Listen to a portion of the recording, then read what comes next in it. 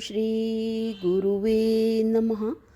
अज्ञानमोहान्धितमोपहाव्यां विवेकवैराग्यनिधिप्रदाव्यां विश्वेशतत्त्वं प्रतिबोधिकाव्यां नमो नमः श्रीगुरुपादुकाभ्याम्। ॐ पूर्णमदः पूर्णमिदं पूर्णात् पूर्णम् उदच्यते पूर्णस्य पूर्णम् आदाय पूर्णम् एव अवशिष्यते। ॐ शान्तिः शान्तिः शान्तिः। प्रणाम भगवान। वेदांत दीपिका परमहंस स्वामी श्री योगानंद जी महाराज, जिनको आलू वाले बाबा भी कहते हैं भगवान। और हमारा 13वां प्रश्न जो है वो चल रहा है कि प्रश्न है, भगवान जीव मरने के समय किस प्रकार जाता है। तो यहाँ पर स्वामी जी ने 2 मार्गों का वर्णन किया कि भाई दक्षिणायन मार्ग जो पितरायन मार्ग है और उत्तरायण मार्ग जो ये देवयान मार्ग ब्रह्मलोक में पहुंचने वाले जीव जो है। तो इसी को ही आगे कंटिन्यू करते हुए इसको उत्तरायण मार्ग और दक्षिणायन मार्ग को जो है श्रीमद् भगवद गीता के 8वें अध्याय में भी भगवान जी ने बताया हुआ है। तो अब स्वामी जी बता रहे हैं कि जिस समय ज्ञान प्राप्त होकर जीवन मुक्ति प्राप्त होती है तब ज्ञानी पुरुष का देवायन मार्ग समाप्त हो जाता है और विद्या कैवल्य में सद्ध मुक्ति में उसको मार्ग अवशेष नहीं रहता। तो आगे दृष्टांत से समझाएंगे। अब श्यामलाल नामी एक मनुष्य एक शहर में रहता था। वह सामान्य रीति में शुभ कर्म करने वाला था। एक बार उसे भारी बीमारी हुई और अनेक वैद्यों का इलाज करने पर भी आराम न हुआ। सब लोगों ने उसकी जीवन की आशा छोड़ दी। थोड़ी देर में उसका प्राण स्तब्ध हो गया। लोगों ने समझा मर गया। गोबर से पृथ्वी लीप कर मृतक शरीर को स्नान करा के उसमें लटाया गया। सगे संबंधी रोने पिटने लगे। मरण का समाचार कहने के लिए जाति बिरादरी में नाई भेजा गया। 2 मनुष्य बांस रस्सी और कफन लेने गए। इस समय किसी को विचार नहीं है कि जिसको मृतक मान रहे हैं वह जीता है या मरा। 1 घंटे पीछे जब मूर्धनी में जाने वाले सब एकत्र हो गए तब उसने हाथ पैर हिलाए। हाथ पैर हिलते देख कर कायर मनुष्य डर गए। कोई कहने लगा प्रेत का प्रवेश हो गया। दृढ़ मनुष्यों ने पृथ्वी पर से उठाकर खाट पर ले लिया। तो आधे घंटे पीछे उसने इशारे से पानी मांगा। पानी पिलाया गया और वह तुरंत बोल उठा, आप लोग ऐसे भेष में क्यों खड़े हैं। एक हाजिर जवाब मनुष्य ने कहा, आप यमराज को जवाब देकर लौट आए हैं। हम सब आपके दर्शन करने आए हैं। थोड़ी देर में बीमार बहुत स्वस्थ हो गया। मात्र थोड़ी निर्बलता रह गई। उसने सबको बैठाया और धीरे धीरे अपना वृत्तांत जो है वो इस प्रकार कहना आरंभ किया। मैं मर गया था। यमराज के दूत मेरे पास आए। 2 दूत थे, उनके साथ 4 भयंकर कुत्ते थे। मैं देखकर डर गया और बेहोश हो गया। दूतों ने रस्सी से मुझे बांध दिया। थोड़ी देर में मुझे होश आया। दूत मुझे खींचने लगे। मैंने कहा, आप मुझे मत खींचो, मैं आपके साथ ही चलता हूँ। कुत्ते मेरे सामने जो वो घूरने लगे।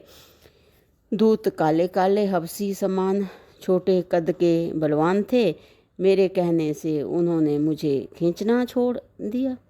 मैं उनके साथ हो लिया। जब मैं चुपचाप चलने लगा तो कुत्तों ने भी भौंकना बंद कर दिया। दूतों के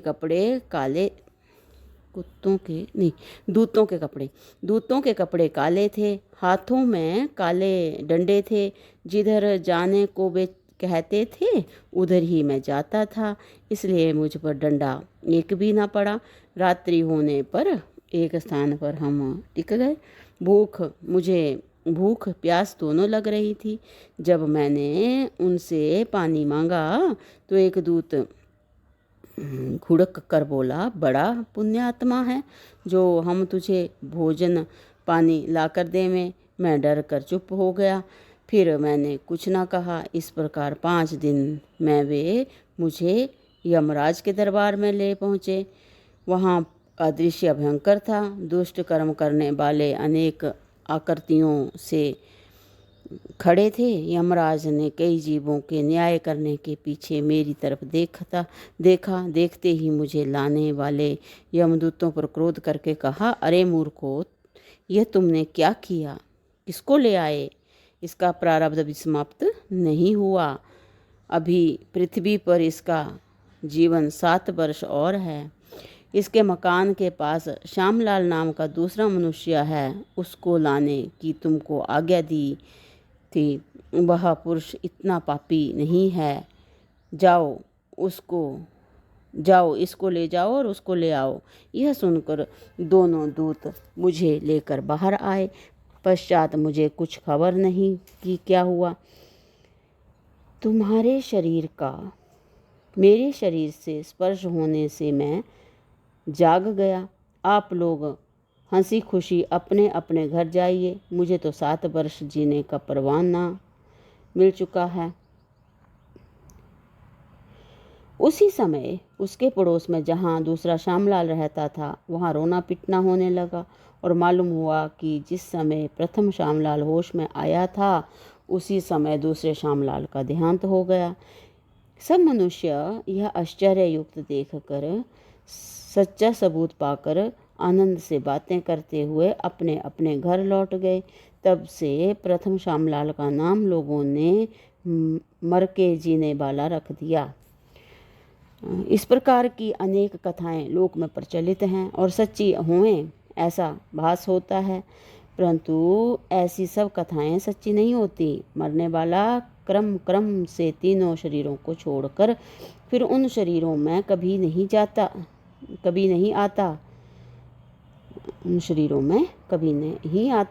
कभी कभी ऐसा हो जाता है कि मनुष्य का प्राण दब जाता है और अंतर में स्वप्न की समान दृश्य दिख पड़ता है। जब दबा हुआ प्राण ठीक चलने लगता है, तब जागृत अवस्था में आकर सूक्ष्म में देखे हुए भाव को वर्णन करता है। स्वप्न का भविष्य भी कभी कभी ठीक मिलता है। इसी प्रकार दूसरे श्यामलाल का उसी समय मरण होना स्वप्न का सच्चा भविष्य था। जिस प्रकार पृथ्वी पर न्यायालयों में कभी कभी भूल हो जाती है, इसी प्रकार की भूल यम शासन में भी लोगों ने समझ ली है। स्वामी जी यहाँ पे बता रहे हैं कि जिस प्रकार पृथ्वी पर न्यायालयों में कभी कभी भूल हो जाती है, इसी प्रकार की भूल यम शासन ने भी लोगों ने समझ ली है। समष्टि ईश्वर का सब व्यवहार बिना भूल होता है। वह सर्वज्ञ और आप्त काम है। उसके किसी नियम में कभी भी किंचित मात्र भूल होना असंभित है। जीव का गमन अगमन भाव रूप है। जिसका भाव सच्चा हो रहा है, उसके लिए गमन अगमन भी सच्चा ही है। प्रपंच के भाव में टिके हुए प्रपंच को सच समझने वालों को पाप पुण्य और गमन अगमन नहीं है। ऐसा कहना मानना अत्यंत पापिष्ट का लक्षण है। बहुत ही सुंदर भगवान फिर से ले रहे हैं कि जीव का गमन अगमन भाव रूप है। जिसका भाव सच्चा हो रहा है, उसके लिए गमन अगमन भी सच्चा ही है। प्रपंच के भाव में टिके हुए प्रपंच को सच समझने वालों को पाप पुण्य और गमन अगमन नहीं है। ऐसा कहना मानना अत्यंत पापिष्ट का लक्षण है। उसके लिए संसार के नियम जो है वज्रलेश समान हैं। तो आगे इस जो ये हमारा प्रश्न है, इसका अंतिम सारांश यह निकलता है कि स्थूल शरीर के भाव वाला जीव मरने के समय इंद्रियों और प्राण सहित सूक्ष्म शरीर में आकर अपने कर्मों के भाव का दृश्य देखता है। वहाँ संचित और प्रारब्ध का विभाग होता है और प्रारब्ध अनुसार नए शरीर की प्राप्ति होती है। देवयान और पितृयान में जाने वाले उपरोक्त बताए हुए मार्ग से जाते हैं। ज्ञानी के प्राण ऊपर नहीं जाते, वहीं के वहीं लय हो जाते हैं। तो भगवान यहाँ पर हमारा जो ये प्रश्न है कि जीव का शरीर से निकलना, ये यहाँ पे विराम लेता है। और अगला जो हमारा प्रश्न है वो है 14वां प्रश्न, मोक्ष की इच्छा। प्रश्न है कि मोक्ष सुख का किसी ने प्रत्यक्ष नहीं किया, मोक्ष सुख का किसी ने प्रत्यक्ष नहीं किया। बिना जाने किसी वस्तु की प्राप्ति की इच्छा नहीं होती, तो मोक्ष की इच्छा कौन करेगा। तो भगवान इसकी जो व्याख्या है वो हम अगले सत्संग से कंटिन्यू करते हैं। प्रणाम भगवान। ओम शांति ही शांति ही शांति ही। ओम।